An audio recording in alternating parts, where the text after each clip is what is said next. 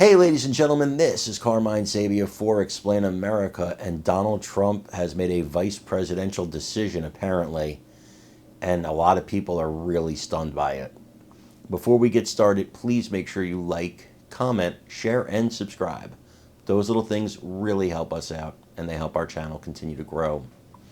One of the biggest topics of conversation in the political world for the past year, maybe more, is who would Trump pick to be his vice president? He can't pick Mike Pence. That bridge is burned to cinders. I don't think Pence would want to come back. Trump doesn't want him back, and we know that he's not even in contention, right? So you've heard a lot of names bandied about who the possible pick could be and what the criteria would be for, the next pick. There is something about this particular decision that strikes me. So the decision being reported all over the media right now is that Trump has narrowed his choices to 4 people. And I'm going to get to those people in just a second, and I'll tell you who my pick is. If you've watched this channel for any amount of time, you know who my pick is. But the one thing that strikes me about this list, 4 people, all males, not one woman. And I thought Trump might go for a female. I thought he might want a female voice. Now, again, he could pick somebody outside this list. This is what's being reported right now in conservative media, though. This is being reported by people who are close to former President Trump. So this is not just some random list. It's not even my list. Because right off the cuff, I'll tell you who I wouldn't have put on it as soon as I read you the names. But I thought you'd see Elise Stefanik maybe on here. I really did. I thought she was a strong contender for the vice presidency. Not saying I'd pick her, but I thought she would be a strong contender for it. Vice President or former Ambassador Nikki Haley, she didn't make the list. No surprise there. Trump said she wouldn't make the list. So the 4 names right now are Doug Burgum. And if you're saying who, exactly.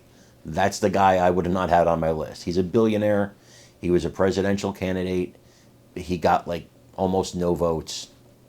He brings nothing to the table. He doesn't help the former president in not even one demographic. Great guy, smart guy, capable. I think in any other election year, fine choice for vice president, but not in this election year.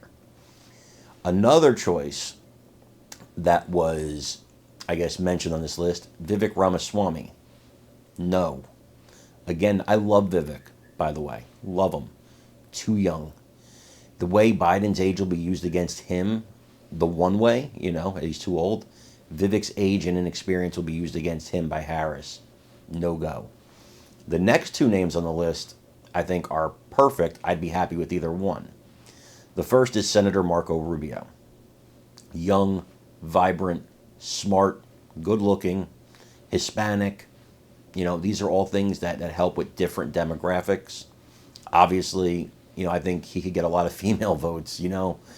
He's very charismatic and very smart, and he knows what he's doing. Another guy who's young, charismatic, good-looking, and smart, and could help with another minority demographic, rounds out the list, and he's my pick, Senator Tim Scott.